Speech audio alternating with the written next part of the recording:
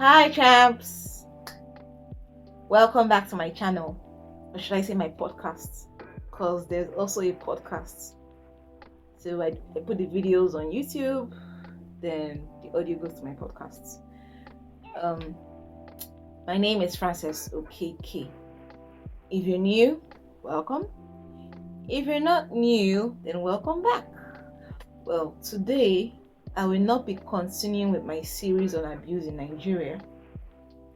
Okay, something happened recently, and some dude who found out his kids were not his kids, his wife told him the kids aren't yours, and he decided he was going to commit suicide.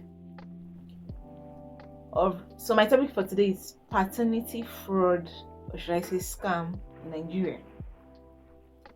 It's been ongoing for a while, especially now that a lot of families want to migrate. One of the conditions always is that they have to, do DNA tests to ascertain that that child is theirs before they can, migrate with a child or children.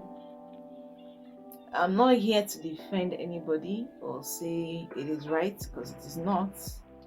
But we live in a society and culture where when you get married and you don't have a child, people within less than a year, people are like, are we coming in 9 months time? They're already asking you, even your in-laws, people around you, family members from his side and your side, are asking, is your wife pregnant yet? Is your wife pregnant yet? Are we coming?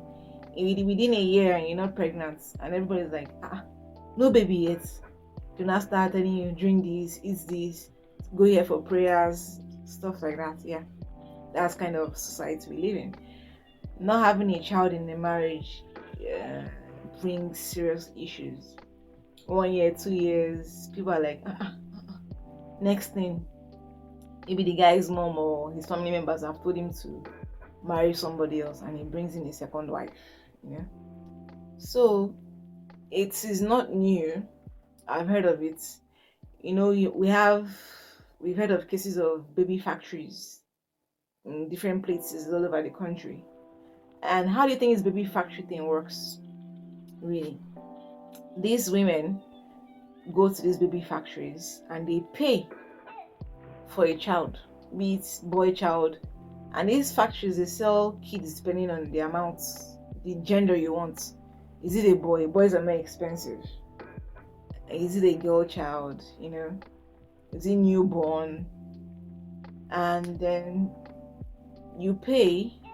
This lady pretends to be pregnant, the person paying for the child, and in most cases they don't tell their husbands that, see, I'm not really pregnant, I'm paying for a child somewhere. They pretend to be pregnant, and within 9 months they specify that this is the hospital where I'm going to go to. They've already arranged. The hospital is a front. Next thing, she comes home with a baby, everybody is happy. But the child does not belong to the man, neither does it belong to the woman. Years down the line or sometime down the line, they do maybe even just ordinary blood tests, and the guy is like, wait, this is not possible. How can this child be mine or even yours? Or maybe they're trying to migrate and they do tests and the child or children does not belong to the man. Then you have cases where a girl who gets, because also here they also frown on, because of culture and religion, although it's kind of being a bit relaxed now, people frown on ladies who get pregnant out of wedlock. So you attend a certain church or mosque or something, and because of the shame attached to it, or maybe from your parents, family members, friends, you don't want it to be said that you're a baby mama or you gave birth to a child out of wedlock. So some ladies, when they realize they're pregnant, maybe they have like 2-3 boyfriends and they're pregnant for one, and they've told the one who impregnated them, see, I'm pregnant, and that one doesn't want to claim it. They now go to the one who loves them or who seems responsible and tell that one, I'm pregnant for you. Meanwhile, they know that this baby does not belong to this dude, but they tell him, I'm pregnant for you, and the guy is so happy, and he marries her very fast. and the baby is born with the mom and the dad, but this dad is not this baby's father. You know, there are so many cases too. You know, some people are like, but even men go outside and impregnate women and they, bring women home. I think it's different. You know, telling someone, at least that one, it's not your child, or it is. I don't even know how to explain it. They are both wrong, really. But this one, you lie to some guy who loves you, and you guys live together. He thinks this child is his. Love, pours all his love, attention, and everything into that child, money, everything. That's serious fraud and scam. It is really bad. It is not good at all in any way. So, how then do we prevent this DNA fraud? Well, before I get to that, there was a time when I was younger and I read in a newspaper about, I used to read newspapers in primary school. I was one of those kids. So, yeah. And some lady was talking about how her child was switched in the hospital. It was discovered that those kids were switched.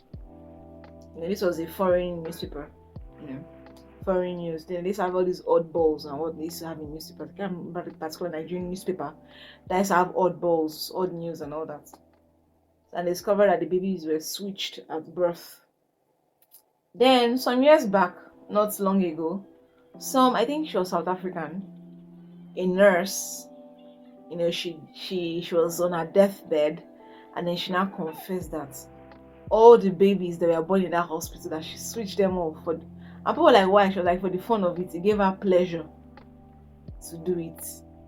So and then because she said she was imagining how it would be when the men found out they were not the child. She had this perverted, sadistic, whatever pleasure she derived from that knowledge that nobody knew their babies were switched and they were raising up someone else's child. She did it to a lot of babies.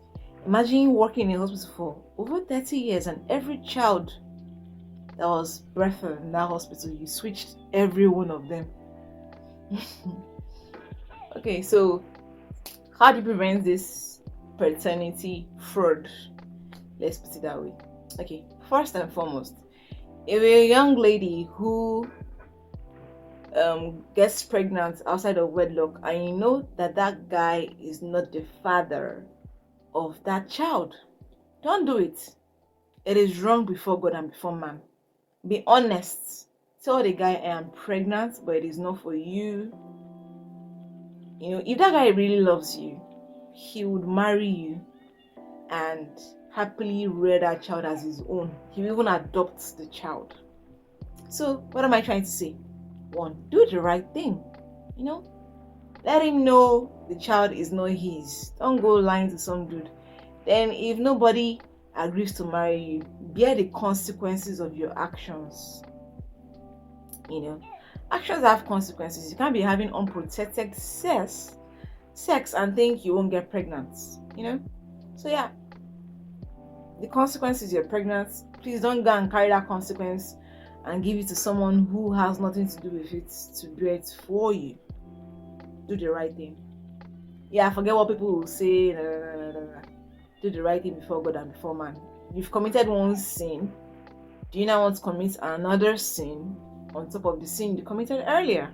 Because now you're lying, and God hates liars, and all that. So then secondly, if you know you're having fertility issues, and be honest with your spouse, with your husband.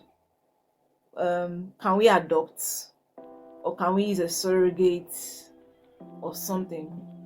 Be honest with him from the beginning that, okay, yeah, this child we're adopting, and please don't be going to a baby factory. Adopt legally through the right means. There are lots of babies in motherless babies homes and whatnot who are looking for parents. If you can't do IVF, or if child is not working, or you can't do surrogacy, adopt, but do it the right way. Don't form carrying some what do they call them again? It's made of silicone. What's the name again? False baby. Yeah, there's a name they call them anyways. and then you fool everyone and also your husband. So if you tell your husband and you guys both agree they're going to adopt, and then you decide, okay, yeah, both of you now know that this child is not yours, and you're carrying that maybe for people outside you and your husband, and then when the child comes, you guys adopt legally, and when they say you're going to whatever abroad, and they say do the, you can say, yeah, this child was adopted, it's not ours, the child is not yours, it's not his. Then thirdly, like I said, if that doesn't work, then thirdly, there's something I did or I do whenever my sister or friends are pregnant. I'm always present for my sister's whenever she's birthing. I'm always present in the hospital. And they won't go and tell me, go and sit at the reception and wait. No, I will be outside the theater room, the theater door where she's inside. I'm there waiting with my camera, phone, on video. Once that baby has come out, Francis is videoing as he or she is coming out, all the way to when they are cleaning. Because after I read those things when I was young, when babies were switched, I video everything, As that baby is coming out from mommy's womb, yeah, I'm videoing everything. So when they take the baby away to go clean, do all that, and baby comes back, I check my video and I check the baby. Same gender, yes. Check out the features, yes. It's our baby. So I do that.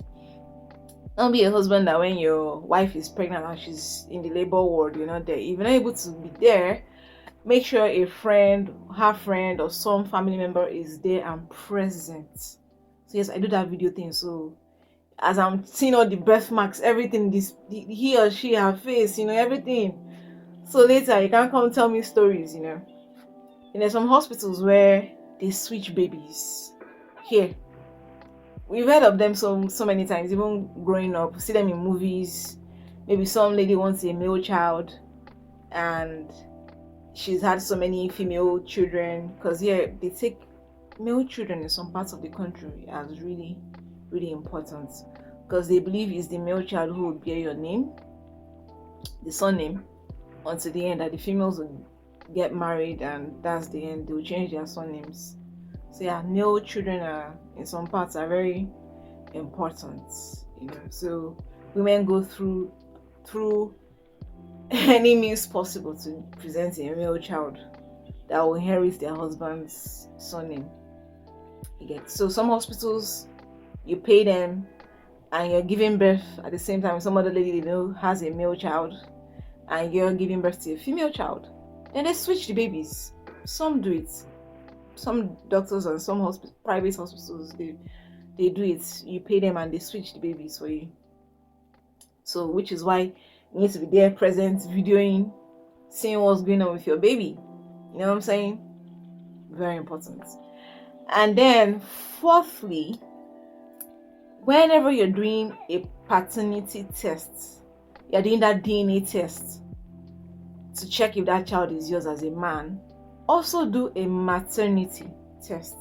Yes, because DNA does not just tell if the man is the child's father. It can also tell if that child is your wife's child.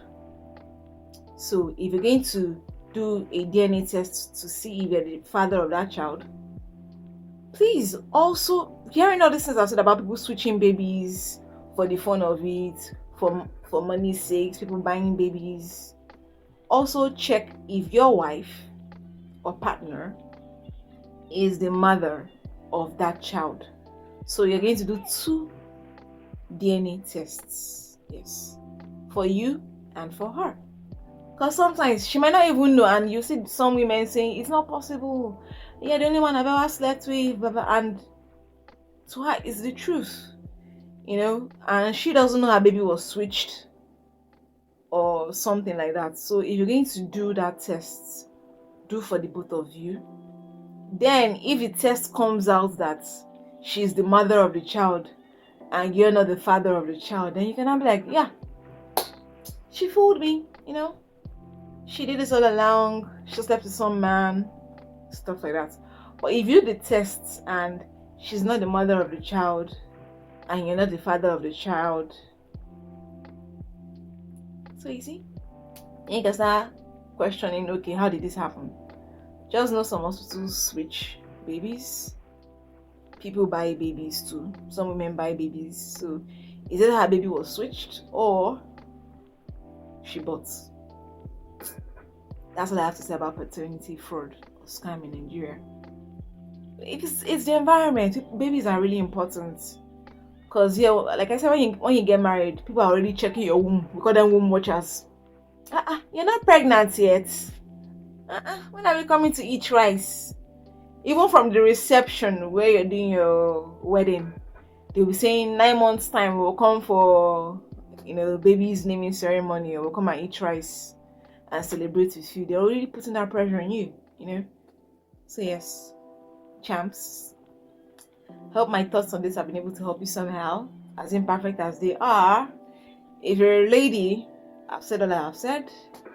And if your husband is telling you he's done a DNA test, if you're not in any of the categories I mentioned, you didn't hoodwink him with some other person's baby just to get married, you didn't buy a baby, and the baby is not yours, and you're confused, and you're sure you've never slept with any other man, if he does a test and baby is not his, and he's telling you, no, get out, insist that a maternity test be done as well to ascertain if the baby is yours or not. Because like I said, hospitals switch. People buy babies, just could have been bought, or something could have happened. So do not forget that you're a champ. Yes, you are, and I love you. And as always, God loves you more. Till next time, my name is Frances Okeke. Bye, champs.